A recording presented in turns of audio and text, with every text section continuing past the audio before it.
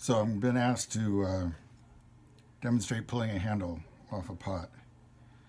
This is my first attempt to do a video of it, and I don't know how much time I get with the battery. So I've done the scratch and score on a little bit of clay. What I didn't demonstrate is I do a certain amount of wedging with that clay, and back and forth, back and forth.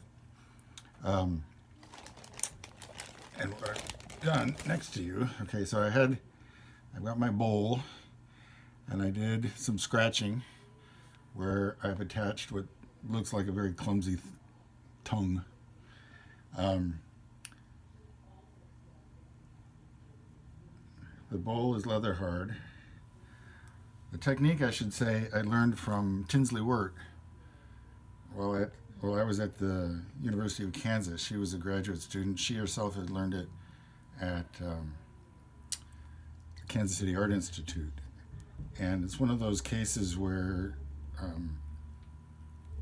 I'm not sure any of my actual professors knew how to pull a handle off a pot. I certainly don't remember any of them specifically teaching me it.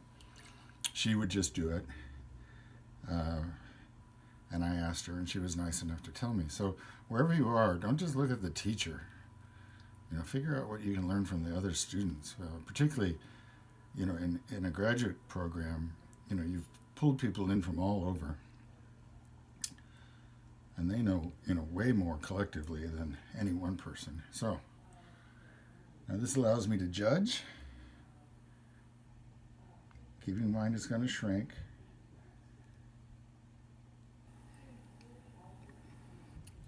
Anyway, so I like adding a little line just for flow and spontaneity and whatever.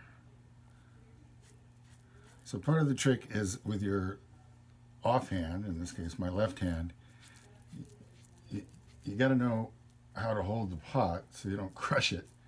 I have had some of these get a little oval, and thankfully I've been able to straighten them up. I've made a little stamp for the base at the bottom. Oop. As predicted, it's a little, well, if it's too sticky, you just let it wait. Anyway, so screwed on for extra strength. That's the handle. Boom.